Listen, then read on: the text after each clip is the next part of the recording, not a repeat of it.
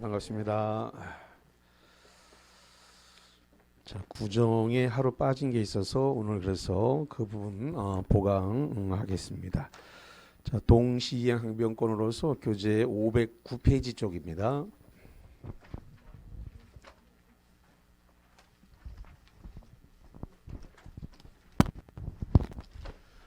동시이행 항변권은 매년 출제가 한 문제가 되는 곳입니다. 그래서 이렇게 시험 문제가 나왔다 안 나왔다 그러지 않고 이게 딱 나오는 데가 민법은 거의 이렇게 28군데가 딱 정해져 있어요. 그래서 12개만 돌아가면서 나왔다 안 나왔다 하고 28개는 딱 나오는 데가 정해져 있어서 매년 나오는 데가 그래서 다른 과목보다 좀 효율적으로 고득점을 할 수 있습니다. 자, 일단 동시이행 항변권 한번 볼게요. 자, 예를 들어 가지고 지금 어떤 사람이 법률행위를 했다 이렇게 해볼게요. 법률행위를 했다.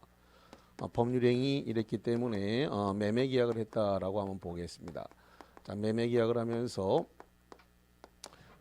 그냥 이해를 돕기 위해서 그냥 1억에 매매했다라고 하겠습니다. 자, 1억에 매매를 하면서 5월 1일 날 계약을 하고 1천만 원을 받기로 했습니다. 그 다음에 5월 15일 날 지금 4천만 원을 갖다가 중도금으로 받기로 했습니다.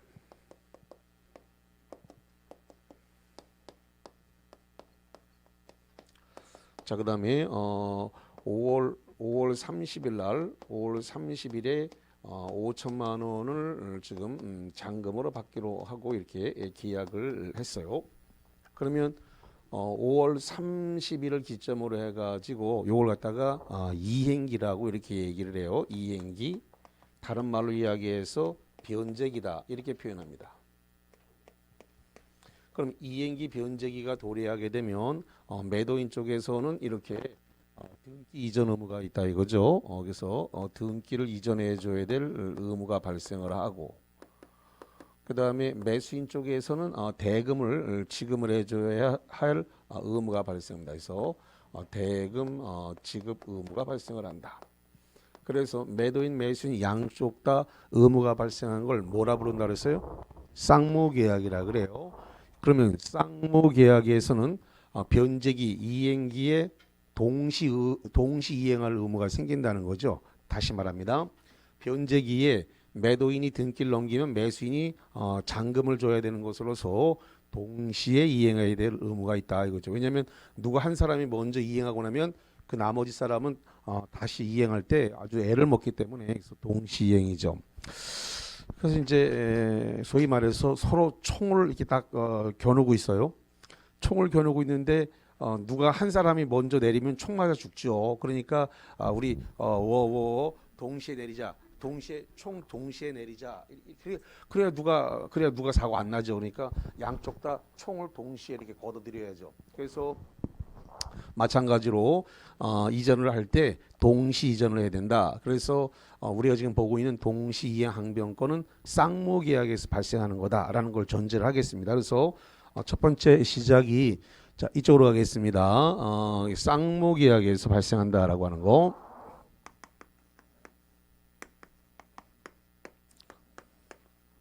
쌍무계약에서 뭐가 발생했다고요? 동시이행 항변권. 그래서 동시이행 항변권이 발생하는 것은 쌍무계약에서 발생하는 거다라고 전제를 하겠습니다. 자, 그래서 왜 동시이행 항변권이 쌍무계약에서 발생했는가라는 것은 지금 사례를 들어서 지금 방금 전에 이렇게 보셨고요. 또 하나는 이 동시이행 항변권이 있는데 이런 이제 문제가 생긴 부분은 이겁니다. 이 채무의 동일성, 이 동일성이 채무의 동일성이 이 상실되지 않는다면 채무의 동일성이 채무의 동일성이 변경되지 않았다. 상실이란 말이 좀 이상한가요? 채무의 동일성이 변경되지 않았다면 변경되지 않았으니까 유지가 된 거죠. 변경되지 않았다. 그러니까 유지됐다는 소리입니다. 채무의 동일성이 변경되지 않았다. 그냥 유지되었다라고 한다면 그렇다면 당사자가 변경됐다는 거예요. 당사자가 변경이 되더라도 동시이행 항변권은 그대로 유지가 된다는 거예요. 예를 든다면 어떤 경우냐 그러면 뭐 채권 양도라든가 채권 양도 그다음에 채무 채무 인수라든가 또는 상속 같은 경우에 당사자가 변경이 생길 수가 있습니다. 자, 한번 그러면 쉽게 상속을 가지고 한번 잠깐 볼게요.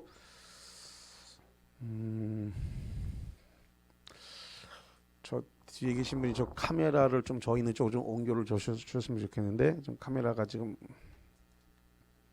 저쪽에 가 있어서 저희 있는 쪽으로 좋습니다. 자, 그러면은 만약에 이 갑이라는 사람이 사망을 했어요. 사망을 해서 갑다시에게 상속이 됐습니다. 갑다시 그랬으니까 뭐 자식이 되겠습니다. 그리고 만약에 을이 사망을 해가지고 을다시에게 상속이 됐다라고 해볼게요. 그러면 갑다시나 을다시로 바꿨으면 일단 사람이 당사자가 변경된 거 맞죠? 저기 일본 동그라미 뭐라고 써놨어요? 당사자가 변경됐다. 시험 문제가 나오면 굉장히 잘 틀려요. 말 뜻을 이해를 못 해가지고. 그래서 요걸 잘 좀 제가 하는 요 사례를 이해하셔야 돼. 저 지문이 시험 문제에 올라오는 지문인데 저 지문을 이해를 못하기 때문에 제가 지금 설명해드리는 사례를 이해하셔야 돼. 자, 그래서 매도인이 사망을 해서 매도인 자식에게 상속이 됐다. 또는 매수인이 사망을 해서 매수인 자식에게 상속이 됐다. 그러면 매도인이나 매수인이 당사자가 바뀌었어요. 맞죠? 예. 뭐 했다고요? 당사자가 변경됐어요. 왜냐 그러면 갑다시로 바뀌었으니까 을다시로 바뀌었으니까 그러니까 당사자가 바뀐 거 맞네. 매도인 매수인 둘 중에 누가 하나가 사망을 해서 당사자가 뭐 했다고요? 변경이 됐어요. 그래서 변경된 원인이 뭐라고요? 상속. 상속 동그라미 쳤네. 상속에 의해서 당사자가 변경됐다 이 말이죠. 그렇다 하더라도 이게 사망에 의해서 상속인에게 당사자가 변경됐다 하더라도 이 계약해놓은 이 채권의 채무 관계가 변경은 없다는 겁니다. 그래서 중도금 4천만 원 주고 5천만 원 잔금 주고 대금 이전하고 등기 이전하고 하는 것 자체의 채무의 동일성은 변경되지 않고 그대로 유지되었다면 당사자가 바뀌었어요. 상속에 의해서, 사망에 의해서 또는 채권 양도에 의해서. 자, 채권 양도 해볼게요. 자, 예를 들어 가지고 이 5천만 원 받을 돈이 있는데 갑이 이 5천만 원 받을 돈을 병한테 넘겼습니다. 병, 네가 받아라 이렇게.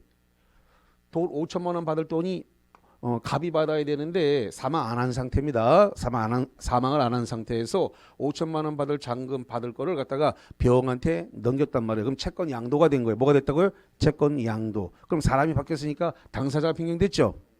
그렇다 하더라도 5천만 원 받으면서 등기를 넘겨줄 거니까 채무의 동일성이 그대로 유지가 됐단 말이에요. 변경되지 않았어요. 이렇게 된다면 동시이행 항변권은 그대로 뭐 한다고요? 유지된다.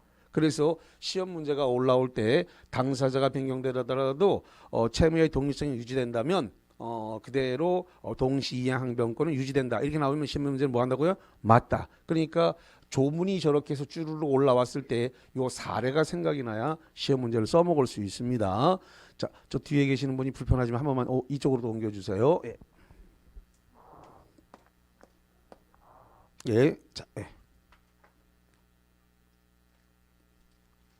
예.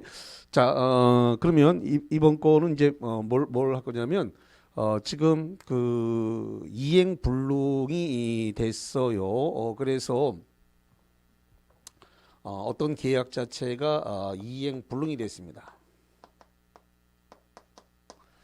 계약 자체가 이행 불능이 돼서 이 이행 불능이 뭐가 됐느냐 했더니 이게 이행 불능이 돼서 이게 손해배상 청구권으로 이렇게 손해배상 청구권으로 변경됐습니다. 그래서 채무가 이행 불능이 됐다는 겁니다.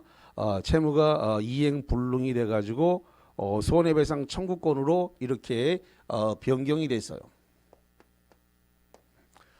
이행불능으로 인해서 손해배상 청구권으로 변경이 됐다. 채무가 변경됐다 하더라도 채무의 동일성이 변경되지 않고 유지가 된다면 그렇다면은 동시항변권은 소멸하지 않는데 학생분들이 제일 많이 틀리는 시험 문제 여기를 놓칩니다.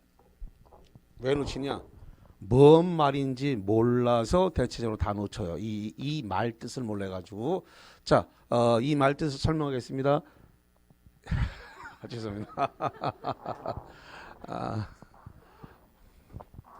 예. 자, 갑과 을이 이 매매 계약을 했다라고 해볼게요. 매매 계약을 했는데, 그래서 매매 계약에 따라서 계약금하고 중도금을 받았습니다. 그러면 이 등기를 이제 잔금치면 등기를 넘겨주면 되는데 이 매도인이 무슨 생각을 했는지 이걸 또 팔아먹어 버렸습니다. 그래서 병한테 팔고 그리고 여기다가 휘꺼덕 이렇게 소유권 이전 등기를 해버렸네요. 자, 이렇게 됐을 때 우리가 흔히 이걸 얘기하는 걸 이중매매라 그래요. 뭐라 한다고요? 이중매매. 이중매매가 있었어요. 이중매매가 있었는데 지금 요 상태를 우리가 뭐라냐면 제1매수인이라 그래요. 제1매수인. 자, 그 다음에 요 병을 뭐라냐면 이걸 제2매수인이다 이렇게 불러요. 자, 그러면 제1매수인이 계약금하고 중도금까지 쳤으니까 이제 잔금 치면 등기를 넘겨줘야 될 의무가 있는데 병이 돈을 더 준다 그랬는지 아니면 마음이 변했는지 모르겠는데 이 매도인이 또 한 번 팔아먹었다 이거죠. 그래서 두 번 팔아먹고 소유권 이전 등기를 넘겨버렸습니다. 등기받은 사람이 장땡이라서 그대로 병은 소유권을 취득해버렸어요. 자, 소유권을 취득했다. 왜? 사법상 효력은 유효이기 때문에 병이 소유권을 취득하게 되어 있습니다. 이중매매의 경우에 병이 제2매수인이 악이라 하더라도 소유권을 취득한다. 이렇게 되어 있기 때문에 자, 이렇게 되면 매도인은 제1매수인에게 등기를 넘길 수 없죠. 등기는 하나밖에 없기 때문에 병에게 넘어갔기 때문에 또다시 을에게는 줄 수 있어요? 없어요? 없죠. 그럼 이렇게 된 상태를 이행불능이라 불러요. 뭐라 한다고요? 이행불능이에요. 그러니까 이렇게 이 긴 이야기를 싹둑 잘라가지고 저렇게 딱 문제를 내놓기 때문에 이 전체적인 내용을 다 알아야 저 말뜻을 알고 문제를 풀 수가 있어요. 그러니까 지문이 굉장히 짧게 함축돼서 올라오기 때문에 전체적인 내용 이걸 이해해야만이 됩니다. 그러면 제1매수인은 바보가 아닌 이상 이 이행불능된 걸 쳐다볼 리가 없어요. 그럼 뭐가 그냥 이 계약을 갖다가 뭐 할 거예요? 해제. 계약을 해지하겠죠. 계약을 해지하고 난 다음에 매도인을 상대로 손해배상을 청구한단 말이죠. 뭐 한다고요? 손해배상을 청구해요. 그래서 지금 원래 지금 제1매수인이 갖고 있던 것이 뭐냐면 이 등기 이전 청구권이었습니다. 뭐가 있었다고요? 등기. 그래서 이게 소유권 이전 등기 이 청구권이라고 하는 이 채권이 있었는데 이게 이행불능되는 바람에 이 소유권 이전 등기 청구권이 뭘로 바뀌었어요? 손해배상 청구권으로 바뀌었단 말이죠. 이렇게 바뀌었다 하더라도 동시이행 항변권은 소멸한다 안 한다? 안 한다예요. 이 많은 얘기가 딱 줄여서 한 줄로 올라오기 때문에 여간 공부하지 않은 상태에서는 맞추기가 어려워져요. 이 많은 이야기를 딱 줄여놨기 때문에. 그래서 굉장히 중요한 문제 해결을 했습니다. 동시항변권에서 머리를 싸매고 굉장히 고통을 당하는 문제 지금 해결해 드렸습니다. 예. 자, 그래서 여기와 정리를 했고요. 그 다음에 두 번째로서 이 채무가 변제기가 도래를 해야지 된다는 겁니다. 다시 한번 채무가 변제기에 도래를 해야 된다는 겁니다. 다시 한번 채무가 뭐 해야 된다고요? 변제기가 도래해야 돼. 변제기를 다른 말로 얘기해서 이행기라 그랬죠? 예. 그래서 5월 30일을 얘기하는 거예요. 5월 30일을 뭐라 부른다고요? 변제기 이행기. 변제기 이행기가 도래해야만이 뭘 주장할 수 있다고요? 동시이행 항변권. 매도인과 매수인에게 동시이행 항변권이 발생하는 건 변제기 이행기가 도래해야만 된다라는 겁니다. 그럼에도 불구하고 선이행 의무가 있는 자,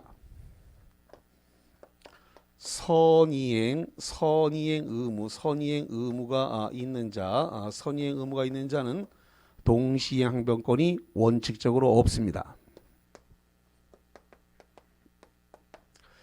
자, 선이행 의무가 있는 자라고 하는 것은 누구를 말하는 거냐면 매수인을 의미합니다. 다시 한번 선이행 의무가 있는 자란 말은 누굴 말한다고요? 매수인, 매수인의 중도금 지급을 선이행 의무라 그래요. 다시 한번 매수인의 중도금, 저기 5월 15일 날 중도금 주기로 한 건데 저거 누가 주는 거예요?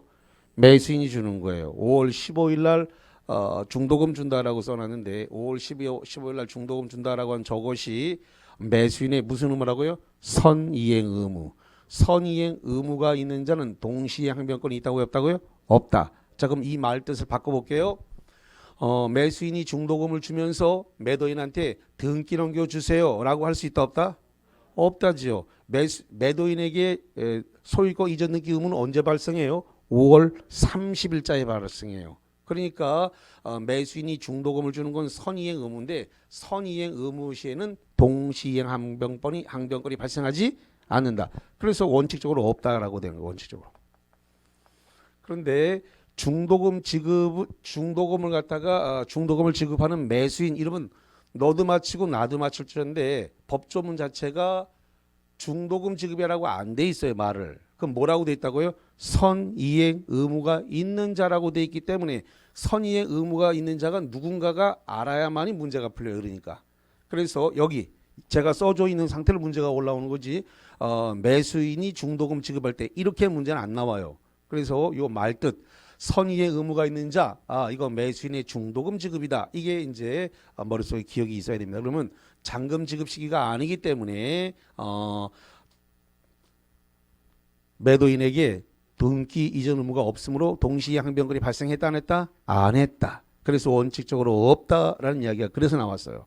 자, 그 다음에 두 번째 예외가 발생하는데 이 예외가 또 폭탄입니다. 이 예외가 자, 예외가 발생해서 이게 선이행 의무가 있는 자, 이 선이행 의무가 있는 자도 예외적으로 동시이행 항변권을 주장할 수 있는 예외가 있다 이 말이죠. 그래서 어떤 경우냐 그랬더니 여기서 상대방은 매도인이 되겠죠. 상대방이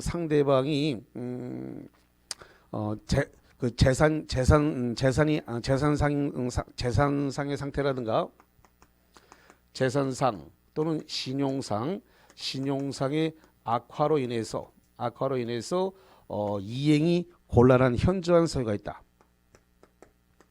이행이 곤란한 현저한 사유가 있다 이거죠.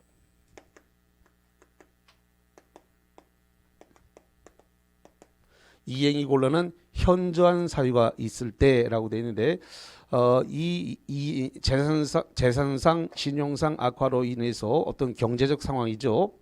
그래서 재산상 신용상 어떤 경제적 악화로 인해서 이행이 곤란한 현저한 사유가 있을 때라고 되어 있습니다. 이게 법조문에 이렇게 되어 있어요. 법조문에 이렇게 되어 있는데 이거를 학자들은 뭐라고 표현하냐면 이것을 불안의 항변권이라고 표현해요. 다시 한번 이 상태를 요 예외를 학자들이 뭐라고 표현한다고요?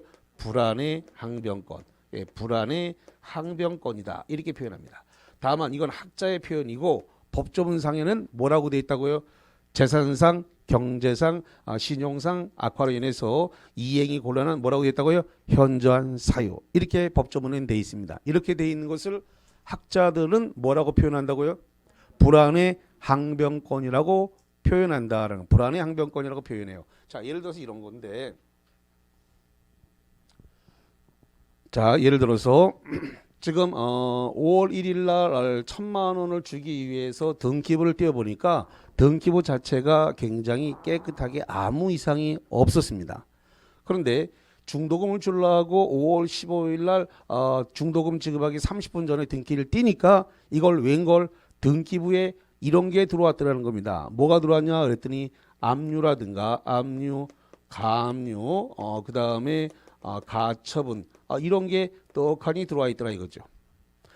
그러니까 등기부가 깨끗했던 등기부가 중도금 주려고 보니까 압류, 가압류, 가처분 등기가 들어와 있더라 이 말이에요. 그러면 매도인이 정상적으로 5월 30일 날 등기를 넘겨줬다라고 가정을 할게요. 매도인이 정상적으로 5월 30일 날 등기를 넘겨줬을 때 등기를 넘겨받는 매수인은 압류, 가압류, 가처분 이 등기 이후로 소유권이 들어오게 됩니까? 그렇습니다. 등기상으로 놓고 보면 이게 이미 등기가 들어와 있는 상태이기 때문에 소유권 이전 등기를 받았다 하더라도 압류, 가압류, 가처분이 1순위가 되고 그 다음에 소유권 이전 등기가 2순위로 들어오게 됩니다. 굉장히 무서운 일이 벌어졌어요. 등기를 정상적으로 넘겨받았다 하더라도 만약에 압류, 가압류, 가처분이 진행되면 이 소유권 이전 등기는 뭐가 돼버리냐면 말소가 돼버려요. 후순위 등기이기 때문에 말소가 돼버린다 이 말이죠. 왜냐? 이게 압류, 가압류, 가처분은 등기로 경매로 넘어간단 말이죠. 뭐로 넘어간다고요? 경매. 경매로 넘어가면 경락인은 깨끗한 등기를 받아가게 돼요. 무슨 등기라고요? 깨끗한 등기. 그럼 이걸 지워야 깨끗한 등기가 되죠. 그러니까 경락인이 깨끗한 등기부를 받아가기 때문에 이 소유권 이전 등기는 후순위 소유권 이전 등기는 말소가 돼버리니까 그러니까 불안해서 중도금 줄 수 있다 없다? 없다. 그래서 뭐가 됐다고요? 불안의 항변권이 발생을 하는 거예요. 그래서 불안의 항변권이 발생했는데 다만 이건 불안의 항변권이라는 것은 법조문이 아니라 뭐라 그랬다고요? 학자들께서의 표현이지 법조문에는 그렇게 안 돼 있단 말이죠. 법조문에는 불안의 항변권이라고 안 돼 있고 뭐라고 돼 있다고요?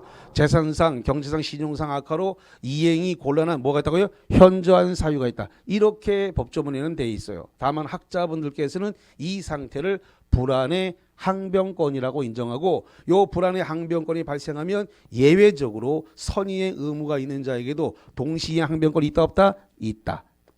있다는 겁니다. 예외적으로. 그래서 선의의 의무가 있는 자에게는 원칙적으로 동시에 항변권이 없으나 이렇게 예외적으로 매도인이 재산상, 경제상, 신용상 악화로 인해서 이행곤란한 현저한 사유가 있다면 그렇다면 매수인이 불안의 항변권을 주장을 해가지고 중도금 지급을 거절할 수 있다. 뭐 할 수 있다고요? 중도금 지급을 거절할 수 있다. 자, 그러면 보세요. 그러면 중도금을 지급을 안 했습니다. 중도금을 지급하지 않았으니까 15일 날 지급 안 했으니까 16일서부터 뭐가 발생하냐면 이자가 발생을 해요. 뭐가 이자 발생한다고요? 이자, 채무 불이행이니까. 그래서 중도금 미지급에 대한 채무 불이행에 대한 지연 배상이 발생을 해요. 그래서 지연 배상은 이자가 됩니다. 다시 한번 지연 배상은 뭐가 된다고요? 이자. 중도금 지급하지 못한 것에 대한 이자. 그 다음에 5월 30일 날 가면 뭐가 발생하죠? 잔금이 발생을 합니다. 5천만 원. 뭐가 발생한다고요? 잔금입니다. 자, 그래서 중도금과 지연 배상 이자와 잔금을 줄 테니까 5월 30일 날 압류, 가압류, 가처분 다 지워주시고 등기 넘겨주세요라고 할 수 있다 없다? 있다. 그래서 불안의 항변권을 주장할 수가 있는 거예요. 그래서 5월 30일이 돼가지고 중도금, 그 다음에 중도금 못 준 거에 대한 지연배상으로서 이자, 그 다음에 잔금, 이거를 변제기, 상대방의 변제기는 5월 30일입니다. 그러니까 매도인의 변제기는 5월 30일이니까 5월 30일 날 지급할 테니까 요거 등기 5월 30일 날 소유권 이전 등기할 때 압류, 가압류, 가처분 싹 말소하고 넘겨주세요라고 주장할 수 있다 없다? 있다. 그래서 예외적으로 선의행 의무가 있는 자에게도 동시행 항변권이 발생할 수 있다라는 이야기가 됩니다. 자, 참고적으로 하나 더 보겠습니다. 이런 일은 우리 중개업소에서 흔히 발생해요. 흔히 발생하는 거기 때문에 중개업을 하다가 놀라지 말고 이런 일이 발생하면 이걸 잘 법적으로 해결을 하셔야 되는데, 자, 요거 하나만 더 얘기해 볼게요. 그러면 압류, 가압류, 가처분이 중간에 들어온 이 행위는 계약 해제 사유다 아니다? 아니죠. 계약 해제 사유가 아니에요. 이게 계약을 했다 그래서 계약 이행되기 전에 압류, 가압류, 가처분이 들어왔다는 이 사유만 가지고는 계약 해제 사유가 발생하지 않습니다. 그래서 5월 30일 날 이거 다 지우기만 하면 아무 문제가 없기 때문에 변제기에 이거 다 말소만 하면 아무 법적으로 문제가 생기지 않아요. 그래서 이거 압류, 가압류, 가처분 등기가 들어왔다는 사유는 계약의 매매 계약의 해제 사유도 아니다. 아니다. 문제가 발생한 건 5월 30일 날 등기 이전할 때 못 지우면 이제 해제 사유가 발생하는 거예요. 다시 한번 언제 못 지운다고요?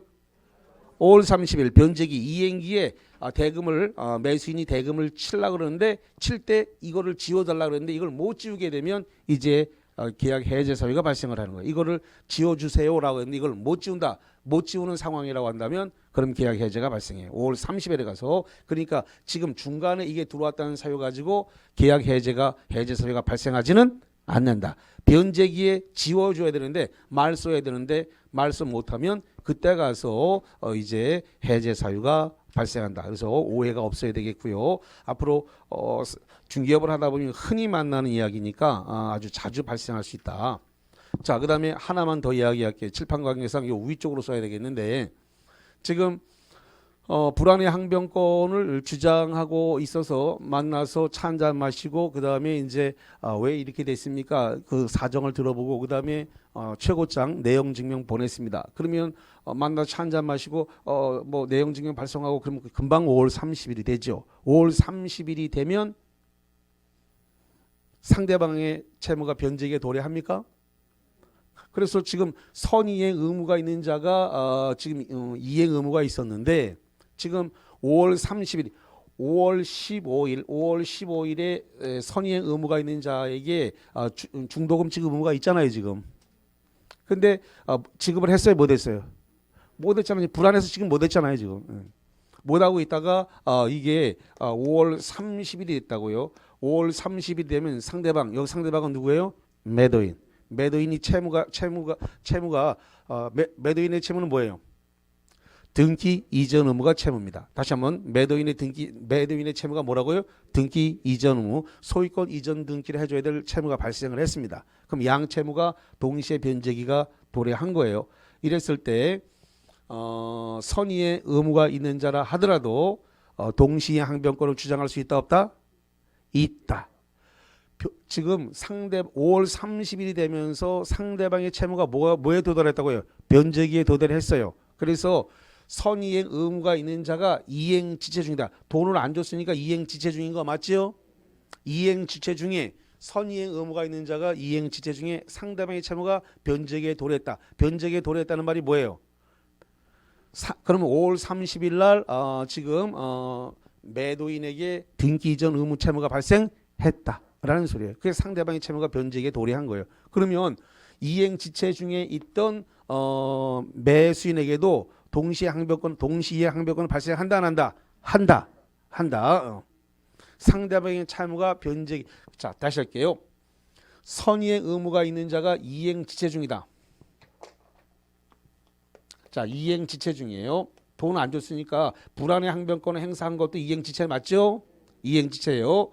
자, 그래서 지금 선이행 의무가 있는 자가 대금을 지급하지 않아서 이행 지체 중에 상대방의 채무가 변제기에 도래했다. 변제기에 도래하게 되면 동시이행 항변권을 주장할 수 있다 없다? 있다. 예, 그거 이제 시험에 보시면 됩니다. 매년 나오는데 매년 시험 문제를 낼만 해요. 왜? 여기는 쉽게 맞출 수 있지 않단 말이에요. 그렇다 보니까 어디서 폭탄이 터질 줄 몰라요. 여기는 워낙 함정에 학생이 속을 때가 너무 많아요. 자기 자신도 모르고 내용을 이해 못해서 틀릴 수도 있고요. 함정에 빠질 수 있는 판례도 되게 많아요. 여기가. 그래서 상당히 주의를 해서 보셔야 됩니다. 매년 내는 데는 다 이유가 있는 거기 때문에. 자, 그 다음에 세 번째로서 이런 겁니다. 지금 어떤 일방이 당사자 일방입니다. 당사자 일방이 본인의 채무를 갖다가 본인의 채무를 이행하지 않으면서 당사자 일방이 본인의 채무를 이행하지 않으면서 상대방에게 이행을 청구했습니다.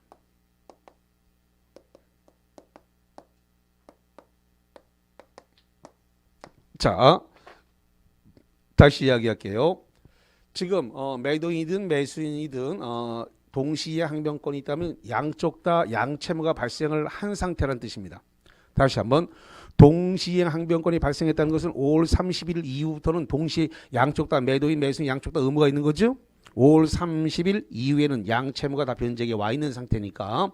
근데 어느 일방이 매도인인지 매수인인지 모르겠습니다만은 어느 일방이 자기의 채무는 이행을 안 했습니다. 자기 채무는 이행하지 않으면서 상대방한테 이행을 청구했으면 상대방이 이행 청구를 받은 당사자는 그래 나한테 내가 채무 이행을 안 해서 나한테 채무가 있는 거 맞다. 근데 당신도 채무가 있지 않냐? 그러니까 당신 채무가 이행할 때까지 나의 이행을 거절한다. 그래서 당신이 이행하지 않으면 나도 이행을 하지 않겠다라고 하면서 나의 이행을 거절할 수 있는 권능을 뭐라 본다고요? 동시이행 항변권. 아까 제가 뭐라 했어요? 총 뭐라 그랬어요? 동시에 내리자. 그래서 동시에 항변권을 동시 이행을 해야 되는 문제이기 때문에 동시에 항변권이 붙은 채권이 어느 일방 본인이 자기 채무를 이행하지 않으면서 상대방에게 이행 청구를 하면 등신이 아닌 이상 그래 나한테 채무가 있지만 당신도 채무가 있으니까 당신도 이행을 안 하면 나도 이행 안 해. 그러면서 이행을 상대방이 이행할 때까지 나의 이행을 거절할 수 있는 권능을 동시이행 항변권이라고 부른다. 이렇게 정리를 하겠습니다. 자, 그러면 이 동시이행 항변권이 생기면 동시이행 항변권의 효과는 뭐가 있느냐? 자, 이 동시이행 항변권입니다. 이 동시이행 항변권의 효과. 동시이행 항변권은 어떠한 효과가 있느냐라고 하는 효과와 관련해 가지고 이것은 첫 번째로서 연기적 항변권이다라고 하는 겁니다. 자, 무슨 항변권이라고요? 연기적 항변권이다. 연기란 말은 상대방의 이행을 할 때까지 나의 이행을 연기하겠다는 겁니다. 그래서 상대방이 이행하면 나도 즉시 이행할 건데 상대방이 이행 안 하니까 나도 상대방이 이행할 때까지 내 이행을 연기하겠다. 그래서 무슨 항변권이라고요? 연기적 항변권이라 그래요. 자, 그다음에 두 번째로서 소송상에서 원형이 있어야 됩니다. 소송상에서 뭐가 있어야 한다고요? 원형. 원형이 뭐냐면 주장입니다. 소송상에서 원형.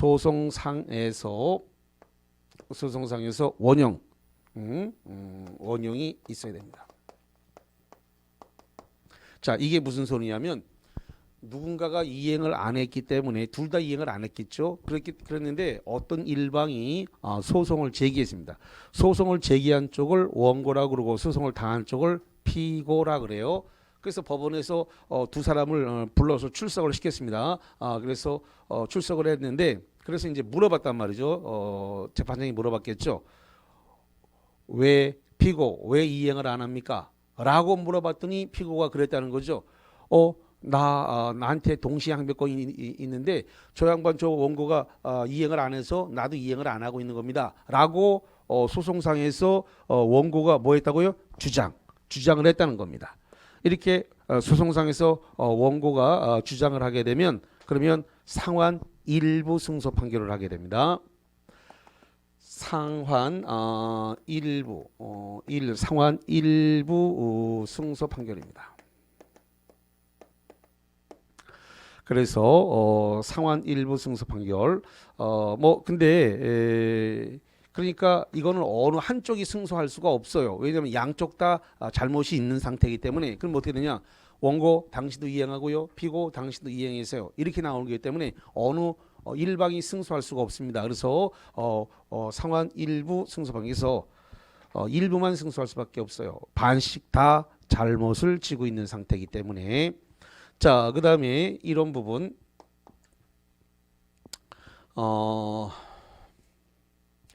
이 자동채권 지금 동시에 항변권이 붙어 있습니다. 이 동시이행 항변권이 붙은 자동채권으로 상계하지 못한다. 이렇게 됐습니다.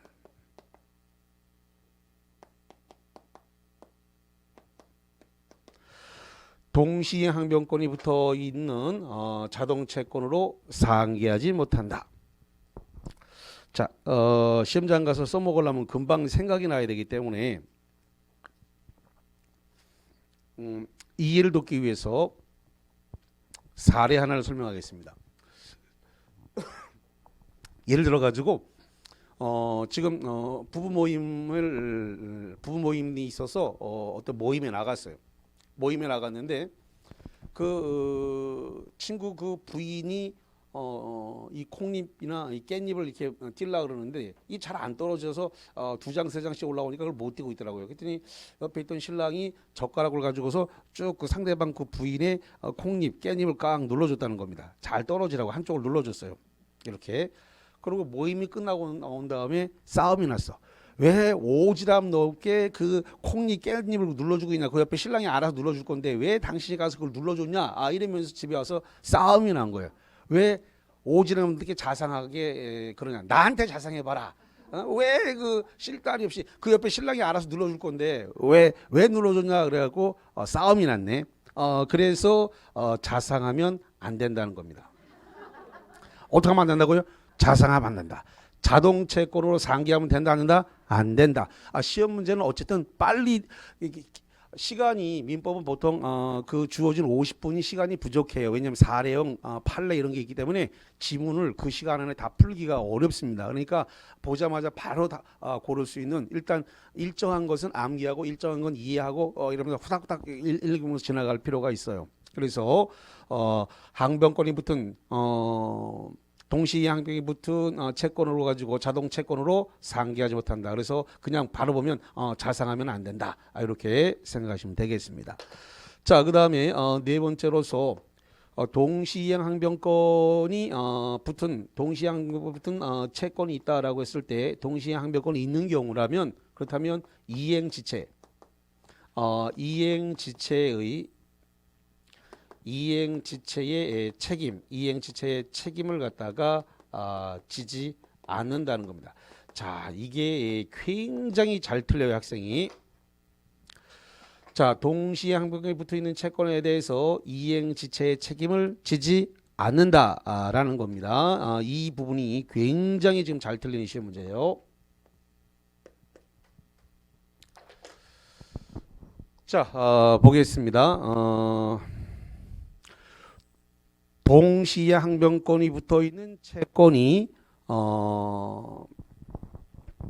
채무자의 수령지체인 경우, 채무자의 수령지체인 경우에 동시에 항변권 다시 할게요.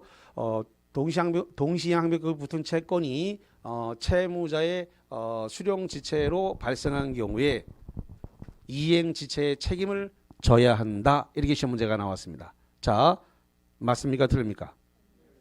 예, 동시에 항변권이 붙었다. 이렇게 말이 나오게 되면 거기에 수령지체가 있다 하더라도 또 이행지체의 책임을 지지 않습니다. 그걸 조심하세요. 그러니까 이 말 뜻 동시에 항변권이 붙었다는 말이 붙어 있는 것은 뭐냐면 상대방이 이행했다 안 했다? 안 했다는 소리예요. 나도 이행 안 한 거 맞아요.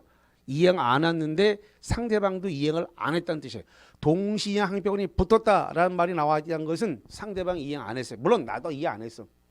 이행을 안 해서 나한테도 책임이 있는데 상대방한테도 책임이 있어요. 그러니까 그 이행 지체의 책임을 진다고요, 안 진다고요? 안 져요. 근데 이행 지체의 책임을 진다 그러면 혼란 속아 버린단 말이에요. 그러니까 앞에 동시에 항변권이 붙은 채권이라는 말이 붙어 있으면 상대방도 이행 안 했구나라는 뜻이 힌트가 내포된 거예요.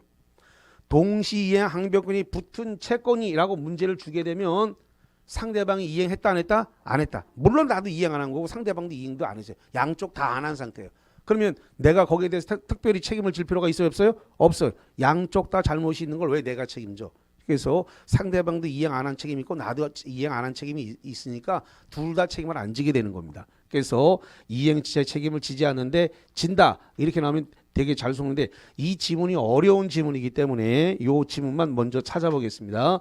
교재를 통해서 이 지문을 좀 짚어드리겠습니다.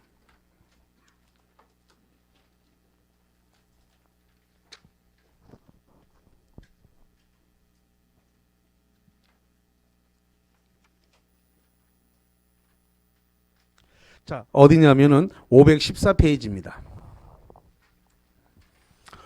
514페이지 정가운데 양가로 2번에 이행지체의 책임 불성립이란 말이 보이시나요? 중간에 양가로 2번입니다. 양가로 2번에 이행지체의 책임이 뭐라고요? 불성립. 자, 동시에 항변권을 가지는 자는, 자, 7번 잠깐 보세요. 여기 동시에 항변권이 있다 그랬으니까 동시에 항변권이 붙은 채권이라는 소리예요. 동시에 항변권이 붙었다는 말은 내가 이행 안 한 거 맞지만 누구도 이행 안 했어요. 상대방도 이행 안 했어요. 동시에 항변권이 붙었다는 말은 일단 양채무가 변제기에 왔는데 나도 이행 안 했지만 상대방도 이행 안 했다는 말이 내포되어 있는 거예요. 그러니까 거기서 힌트를 얻으셔야 돼. 그래서 동시에 항변권을 가지는 자는 상대방이 이행 안 했네. 물론 나도 이행 안 했고. 그래서 동시에 항변권을 가지는 자는 이행기에 상대방이 이행 제공을 할 때까지 자신의 채무를 이행하지 않더라도 이행 제체로 인한 책임을 진다 안 진다? 안 진다. 그게 고구에 보니까 이행을 제공할 때까지 거기에 보니까 기출문제가 여러 번 나왔죠. 거기 뭐 번호가 쭈르륵 붙었는데 그래서 그게 기출문제로 여러 번 줬단 말이에요. 정답으로 거기가 여러 번 붙었다. 왜냐면 잘 속으니까 여러 번 거기가 정답 처리가 되어진 그런 케이스입니다.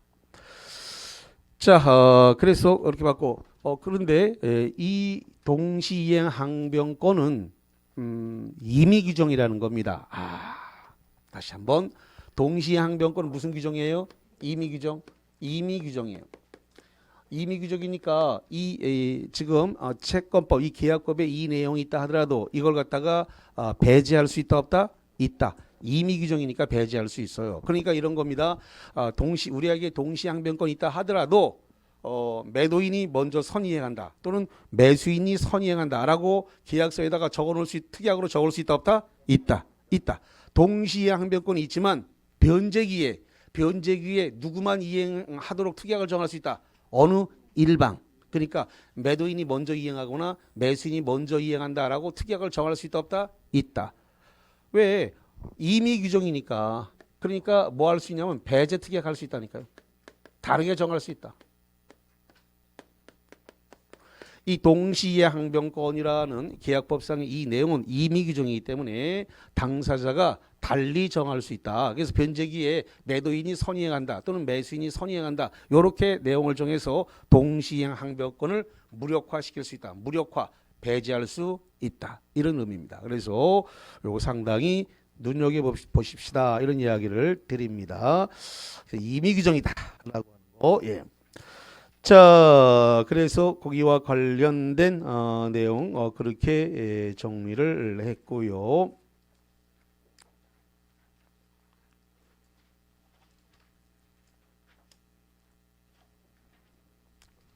자, 그러면 일단 프린트물을 좀 정리를 해 보겠습니다. 오늘 8번입니다.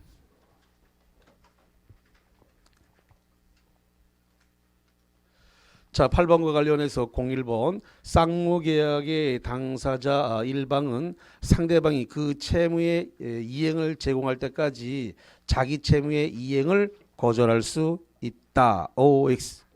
예, 이게 바로 동시이행 항변권의 권능입니다. 상대방의 채무가 이행될 때까지 나의 채무의 이행을 거절할 수 있는 권능, 이걸 우리가 동시이행 항변권이라 부르는 거니까 이게 글자 그대로 O가 되는 겁니다. 자, 그 다음에 02번 선이행 의무자에게도 누가 선이행 의무자예요? 매수인의 중도금 지급입니다. 다시 한번 매수인의 중도금 지급을 뭐라 본다고요? 선이행 의무가 있는 자. 써놓으셔야 돼요. 금방 까먹어요. 선이행 의무자에게도 원칙적으로 동시이행 항변권이 인정된다. OX. X죠. 저기 써놨잖아요.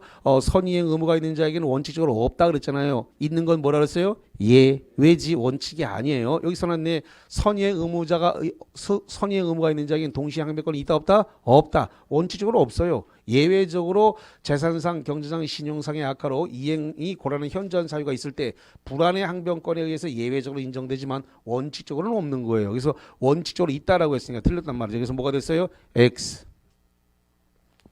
자, 그 다음에 03 선이행 의무자는 선이행 의무자의 이행지체 상태에 있는 중 잠깐만 선이행 의무자의 이행지체 상태라는 게 뭐예요? 중도금을 미지급했다라는 겁니다. 중도금이 지급이 안 된 상태가 선이행 의무자의 이행지체 상태에 있는 겁니다. 중에 후이행 의무자의 박스 후이행 의무자 후이행 의무자는 누구예요? 매도인이라니까. 매도인의 등기 이전 의무가 후이행 의무자예요. 잠깐만. 그래서 아까도 설명했습니다만은 시험 문제가 이렇게 계속 사례형으로 올라오기 때문에 이게 지금 숙지가 안 되면 자꾸 문제를 속는다고 이게.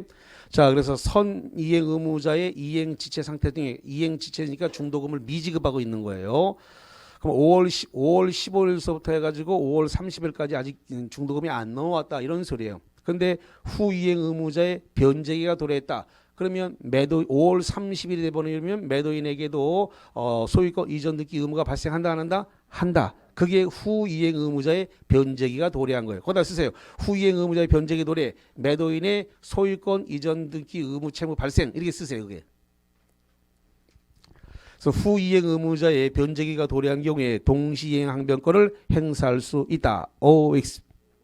O입니다. O. 예, 그래서 아까 여기 써놨습니다. 그래서 선이행 의무자의 이행 지체 중에 상대방에게 변제기가 도래하게 되면 그렇게 되면 선이행 의무자도 동시 항변권이 있다 없다? 있다. 그래서 3번 맞는 거예요. 맞는 거. 예. 자, 그 다음에 04번은 요거하고는 조금 약간 상관이 없는 동시항변권과 약간 관계가 없는 내용입니다. 이거는 지난주가 아니라 어제 그제 목요일 날 해드렸습니다. 목요일 날 그 4번과 5번은 목요일 날 이미 했고 문제도 풀었던 건데 이번 거는 조문으로 문제를 올렸습니다. 조문에 있는 조문에 했는데 해결이 될지는 모르겠습니다. 조문 내용이기 때문에 법조문이라서 강의는 해드렸습니다. 쌍무계약의 당사자 일방의 채무가 당사자 쌍방의 책임 없는 사유. 자, 힌트를 드리겠습니다. 박스 당사자의 쌍방의 책임 없는 사유. 요게 힌트입니다. 강의는 했어요. 당사자 쌍방의 책임 없는 사유로 이행할 수 없게 된 경우에 채무자는 상대방에게 이행을 청구할 수 있다. 올까요? 있을까요? X. 왜 X예요? 이거 그럼 질문을 바꿔볼게요. 그럼 04번을 뭐라 부른다? 좋았어. 후발적 불능으로서 위험부담 문제가 생기는 거야. 537조 조문이에요 이거. 그래서 요거 뭐라 한다고요? 후발적 불능으로서 채무자 위험부담주에 된 것인데 요거 목요일 날 마지막 끝날 때 20분 남겨놓고 10분 남겨놓고 했던 그 내용이 되는데 자 조문이니까 자 519페이지 한번 보세요.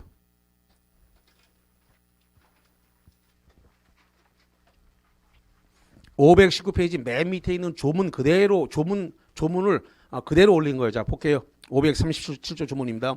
쌍무계약의 당사자 일방의 채무가 당사자 쌍방의 책임 없는 사유. 거기 지금 당사자 쌍방의 책임 없는 사유 그걸 박스 쳤죠? 예.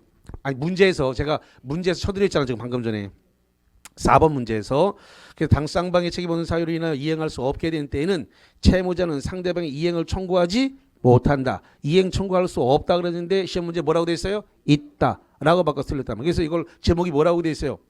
채무자 위험부담주의. 그래서 위험부담에 관한 조문이란 말이에요. 위험부담. 그럼 위험부담은 지난주 목요일 날 했고 설명은 다 드렸는데 이번에는 조문을 조문을 확인시켜 드리는 그런 OX 문제였습니다. 자, 그러면 하나만 더 볼게요. 자, 05번인데 05번 쌍무계약의 요거는 그날 안 했습니다. 그날 안 했는데 자, 05번 쌍무계약의 당사자 일방의 채무가 채권자의 책임 있는 사유로 이행할 수 없게 된다. 자, 거기에 힌트는 그겁니다. 박스 치세요. 채권자의 책임 있는 사유로 이행할 수 없게 된다. 그게 힌트입니다. 채권자의 책임 있는 사유로 잠깐만 여기서 채권자는 누굴 말할까요? 매수인을 얘기하는 거예요. 누굴 말한다고요? 매수인이 채권자예요. 자, 채권자, 매수인의 책임 있는 사유로 이행할 수 없게 된 때는 채무자. 여기서 채무자는 누구예요? 매도인. 왜 채무자가 매도인이에요? 한옥이나 토지가 수용당했다, 한옥이 불났다, 그랬을 때 부동산을 넘겨줘야 되니까 부동산 기준으로 채무자는 누구라고요? 매도인이에요. 그러면 부동산을 받아갈 사람은 뭐라 한다고요? 채권자. 돈을 기준으로 하는 게 아니라 부동산 기준으로 채권자, 채무자가 나눠지는 겁니다. 다시 한번 뭘 기준으로 채권자, 채무자가 나눠진다고요? 부동산. 부동산 기준이기 때문에 채무자는 매도인이고 왜? 부동산 소유고 이전 등기를 넘겨줘야 될 사람이 매도인이니까 채무자고 그걸 받아갈 사람이 매수인이 뭐가 된다고요? 채권자. 돈 기준이 아니라 뭐가 기준이라고요? 부동산. 이게 머릿속에 반대로 바뀌어 있으면 돈으로 생각하면 문제를 엉뚱하게 풀어서 내년에 또 만나요. 이렇게 돼버린단 말이에요. 그러니까 정확하게 이게 기준이 뭐냐? 부동산 기준이다. 부동산 기준. 우리는 지금 부동산을 살고 팔았지 돈을 팔고 돈을 주고 돈 지금 주고받은 거 아니고 부동산입니다. 그래서 채권자의 책임 있는 사유로 이행할 수 없게 된 때에 채무자, 매도인은 상대방의 이행을 청구할 수 있다. 그래서 이게 538조 채권자 위험부담주의입니다. 위험부담이 뭐라 그랬나요? 네가 봐라 쏘네. 다시 한번 위험부담이 뭐라고요? 네가 봐라 쏘네. 이걸 위험부담주의다. 그래서 채무자 위험부담주의는 매도인이 손해보라는 거고 채권자 위험부담주의는 매수인이 손해봐라 이 뜻이에요 지금. 근데 05번은 누가 지금 잘못을 저질렀다고요? 채권자. 매수인이 지금 잘못을 저질러 가지고 이행할 수 없다. 불을 냈단 말이죠. 불을 누가 냈어요? 채권자. 누가 냈어요? 매수인이 불 냈어요. 그럼 채무자는 누구예요? 매도인.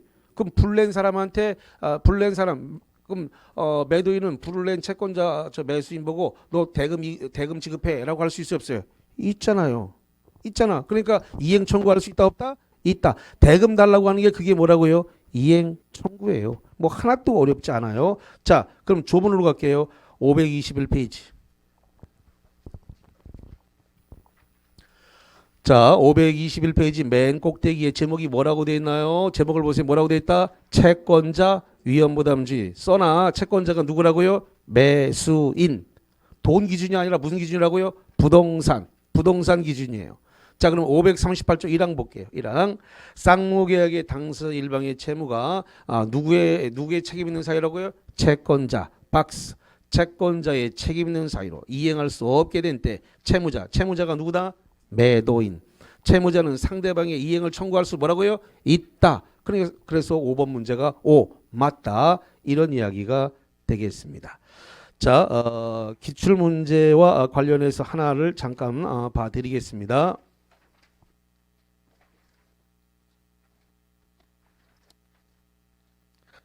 교재 있는 문제 하나 봐드릴게요. 자, 어디로 가서 보냐면은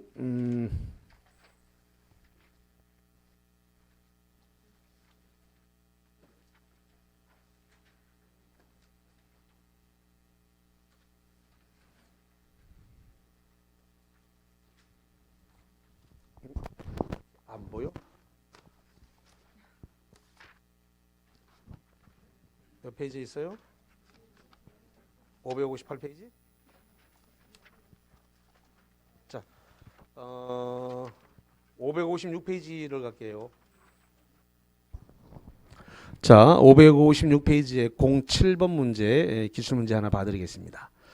자, 556페이지 07번 동시이행 항변권에 관한 설명으로 틀린 것은 1번 동시이행 항변권을 배제하는 당사자 사이의 특약은 유효하다. OX. 여기 동시이행 항변권은 임의 규정이기 때문에 뭐 할 수 있다고요? 배제 특약이 가능해요. 그래서 어느 일방이 변제기에 이행하기로 하고 거기에 대해서 동시이행 항변권 문제 삼지 않기로 한다. 배제 특약이 가능해. 임의 규정이기 때문에 배제할 수 있다. 그래서 그래서 항변권을 배제하는 당사자 사이의 특약은 유효한 거 맞네요. 자, 그 다음에 2번 동시이행 항변권의 원형이 뭐라 그랬어요? 여기 봐요. 여기 칠판 써놨는데 여기 자 원형이 뭐라 한다고요? 주장이에요. 주장을 원형을 뭐라 한다고요? 주장을 원형이라 그래. 자, 그래서 동시이행 항변권의 원형 주장이 없으면 법원은 그 인정 여부를 심리할 필요가 없다. 그래서 주장해야만 여기 써놨네. 여기 뭐라고 써놨어요? 원형 뭐라고 돼 있어요? 주장이 있어야 돼요. 주장이 없는 것을 법원이 직권으로 조사하거나 판단해 주면 된다 안 된다? 안 된다. 주장을 해야 돼요. 주장하지 않은 것에 대해서 법관이 오지랖 이렇게 듣고 있다가 답답해서 아이고 내가 고구마 10개 먹었네. 이 양반아 동시 양배가 있다고 주장해. 이렇게 알려주라고 알려주지 말라고요. 알려주지 말라고 딱 명시되어 있습니다. 그거 알려줘야 되는 게 그게 맞는 것 같은데 변호사를 사서 알아봐라 이거지. 그러니까 알려주지 말라고 아예 딱 못 박아놨어. 그거를 알려주지 말. 주장하지 않는 한 알려주지 말고 고려하지 말라고 되어 있습니다. 저들끼리 해먹으려고 그러나. 자, 그래서 어쨌든 간에 심리할 필요가 없다라고 하는 조문은 맞는 말. 그게 법에 명시되어 있으니까 알려주지 말라고 되어 있으니까 맞는 말이 되겠고. 자, 세 번째. 동시이행 관계가 있는 채무 중 일방의 채무가 이행불능으로 왔구나. 이행불능 박스. 이행불능으로 인하여 손해배상 채무 이행불능으로 인한 손해배상 채무는 상대방의 채무와 동시이행 관계에 있다. OX. 자, 바로 이거 아닌가 이거? 이행불능으로 인해서 손해배상 청구로 변경됐을 때 채무의 동일성이 인정되는 한 쌍무계약의 동시항매가 있다 없다? 있다. 그래서 굉장히 잘 틀리는 시험 문제. 아까 이 이야기잖아요. 여기 이거 이 많은 이야기를 쫙 줄여가지고 그렇게 요 이야기 제1매수인 제2매수인 이걸 갖다가 다 줄여갖고 싹둑 잘라먹고 저렇게 이행불능으로 인해서 손해배상 청구로 바뀐 경우에 동시항배권 인정합니다. 딱 물어보기 때문에 이 많은 이야기가 머릿속에 들어있어야 저 한 줄로 쫙 들어든 것을 해결할 수 있다. 그게 시험 문제 03번 지문이에요. 됐죠? 갑작스럽게 목소리가 모기 소리만큼 줄어들었어. 자, 미리 봤다는 사실에 감사해야 될 것입니다. 자, 4번 동그라미. 일방의 이행 제공으로 수령지체에 빠진 상대방은 그 후 그 일방이 이행 제공 없이 이행을 청구하는 경우에 동시양변권을 주장할 수 없다라고 되어 있는데요. 거기 일방의 이행 제공으로 수령지체에 빠졌습니다. 자, 이게 뭐냐 그러면 그 수령지체라고 하는 말이 뭐냐면 지금 매도인이 등기 관련 서류를 들고 왔습니다. 근데 매수인이 5월 30일 날 잔금 지급 시기에 잔금이 준비가 안 됐어요. 그러면 등기 서류를 갖다가 매도인이 순순히 넘겨줄까요? 도로 가져갈까요? 도로 가져가지. 지금 매수인이 잔금이 준비가 안 됐다는데 여기 있으다 갖다 등기하시오. 그러면서 등기 넘겨줄까 안 넘겨줄까? 안 넘겨주죠.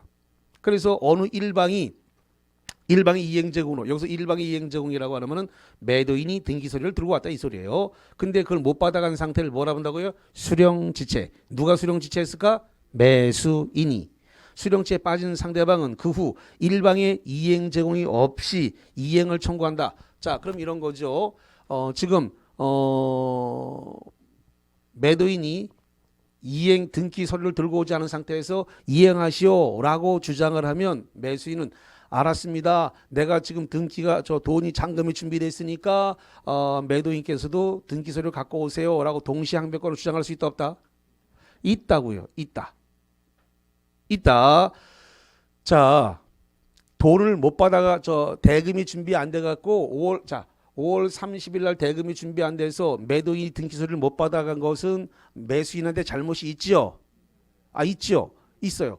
그런데 매수인이 그 뒤에 열흘이 된 보름 뒤에 다시 매수인한테 등기서류 잔금 주세요. 그래서 잔금 준비가 됐으니까 규약께서도 등기서류 들고 오세요라고 주장할 수 있다 없다? 있어요. 그래서 지금 매수인이 수령지체에 빠졌다 하더라도 매수인이 잔금이 준비되는 순간 매도인인 등기서류를 들고 와야 한다? 안 들고 와야 된다? 들고 와야 해요. 동시항변권은 소멸되지 않습니다. 그래서 4번 일방이 이행 제공으로 수령지체에 빠지는 상대방은 그 후 일방이 이행 제공이 없이 이행을 청구했다. 그러면 매도인이 등기서류 안 들고 오면서 매수인한테 또다시 대금을 달라고 했을 때 내가 돈이 준비됐으니까 매도인 규약께서도 등기서류 갖고 오세요라고 동시항변권을 주장할 수 있다. 있는데 없다 그랬으니까 4번 틀렸습니다. 칠판 다 지우고 제3자를 위한 계약서부터 봅니다. 칠판 다 지웁니다.